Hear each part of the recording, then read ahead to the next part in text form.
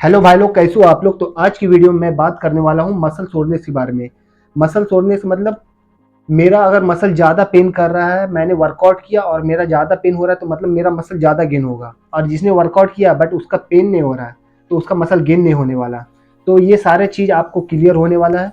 अगर आप इस चैनल पर नए हो तो मेरे चैनल को सब्सक्राइब कर लो, बेल आइकन को बजा लो। और कोई भी क्वेश्चन है बॉडी बिल्डिंग से रिलेटेड तो आप मेरे इंस्टाग्राम पे पूछ सकते हो। ये रहा मेरा इंस्टाग्राम। मुझे एक लड़का मिलता है 1 वीक पहले, और उसने लास्ट डे वर्कआउट किया था चेस्ट का। और वो बोलता है कि भैया मुझे बहुत ज़्यादा पेन कर रहा है, मतलब मेरा मसल गेन होने वाला है। उसके साथ एक और उसका फ्रेंड था, वो बोलता है कि भैया मैंने भी तो सेम चेस्ट वर्कआउट किया था इसके साथ, बट मुझे पेन नहीं हो रहा, मतलब मेरा गेन नहीं होगा। मसल का पेन होना और मसल का पेन नहीं होना, इससे कोई रिलेशन नहीं है कि आपका मसल गेन होने वाला है बहुत जल्दी। इसका एक सिंपल एग्जांपल है, आपने मान लिया फर्स्ट टाइम जिम ज्वाइन किया, और उस टाइम आप ये एक्सपीरियंस करते हैं, सब कोई करता है, मैंने भी किया था। तो शुरू में 10 दिन लगातार पेन रहता है। तो ये क्यों होता है? ये इसका साइन नहीं है कि आपका मसल जल्दी बढ़ने वाला है, बट इसका ये साइन है कि आप नया नया एक्सपीरियंस कर रहे हो। आपने नए नए टाइम आपने पुशअप मारा, पुलअप्स किया, डिप्स किया। तो ये सारा चीज़ें, तो ये बॉडी यूज टू नहीं रहता है, ये बॉडी फर्स्ट टाइम एक्सपीरियंस करता है, तो इसकी वजह से पेन होता है, ना कि आपका मसल गेन होने वाला है। तो ये बहुत स्टूपिड सोच है, मुझे भी लगता था शुरू में। तो ऐसा कुछ नहीं है।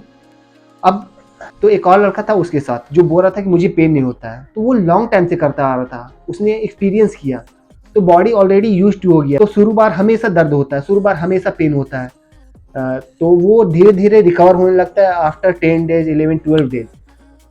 तो इसलिए उसे पेन नहीं हो रहा था। तो ऐसा नहीं कि उसका मसल गेन नहीं हो रहा था। तो मसल दोनों का गेन होगा, बट उसे लॉन्ग टाइम तक मेंटेन रखना पड़ेगा। बॉडी का एक सिंपल रूल है कि अगर आप कोई भी चीज़ फर्स्ट टाइम एक्सपीरियंस करोगे तो आपको पेन देगा। अभी देख लो, मैं वर्कआउट अच्छा से करता हूँ, मेरा सारा वर्कआउट होता है चेस्ट, बैक, बाइसेप, तो मुझे पेन नहीं करेगा।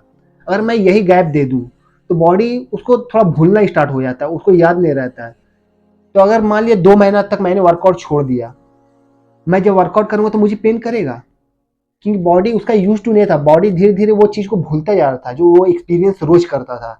अब मैंने रोज करना वर्कआउट स्टार्ट कर दिया, मुझे 6 महीने, 7 महीने, 8 महीने हो गए, तो बॉडी यूज टू हो गया, उससे दर्द नहीं होगा, उससे पेन नहीं होगा। अब सेम लाइक लेग। तो इंडिया में सबसे ज़्यादा ये कॉमन है कि लेग वर्कआउट सब कोई गैप देते हैं, भूल जाते हैं कि लेग वर्कआउट नहीं करना है। तो उसके साथ क्या होता है, आप मान लिया 1 वीक किए और 3 महीना 4 महीने छोड़ दिए, फिर आप उसके बाद करो, लेग में पेन करेगा, बहुत ज़्यादा पेन करेगा। तो मतलब इसने लेग वो वर्कआउट को भुला दिया, वो जो एक्सपीरियंस करता था रोज। अगर आप इसके साथ वीक में 2 बार ट्रेन करोगे तो वो लेग याद रखेगा और आपको वैसा पेन नहीं होगा। मैं आपको एक और एग्जांपल देता हूँ, इससे आप रिलेट कर पाओगे।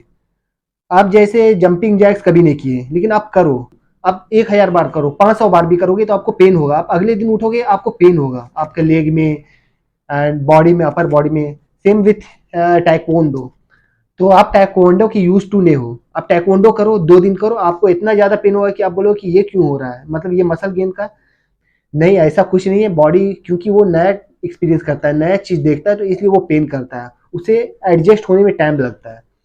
ऐसा कुछ नहीं कि मैंने ज्यादा वर्कआउट किया, बॉडी ज्यादा दर्द दे रहा है, तो मतलब मसल गेन मेरा बहुत ज्यादा होने वाला है, और मेरा दर्द नहीं हो रहा है तो मेरा मसल गेन नहीं हो रहा है। ओके, अब मैं बात करता हूँ कि मसल गेन कैसे होगा फिर। अगर मान लिया पेन कर रहा है तो मसल गेन नहीं हो रहा, पेन नहीं कर रहा तो मसल गेन नहीं हो रहा, तो फिर कैसे होगा?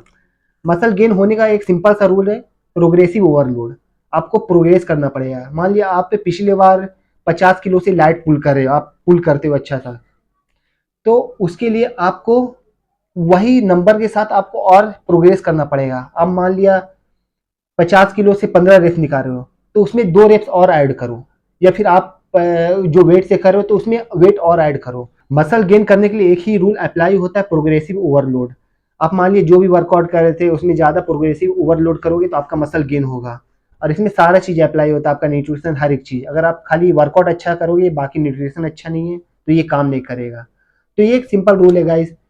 तो बस ये बहुत ही कॉमन क्वेश्चन था, एंड मैं जानता हूँ कि आप सेम बैकग्राउंड देख के थोड़ा बोर हो गए, बट क्या करूँ, मैंने नया जिम ज्वाइन किया एंड वहाँ का साउंड सिस्टम बहुत ज़्यादा है। ओके, आपको मैं एक डेमो दिखलाता हूँ। मैं माइक लगाता हूँ, काम नहीं करता है।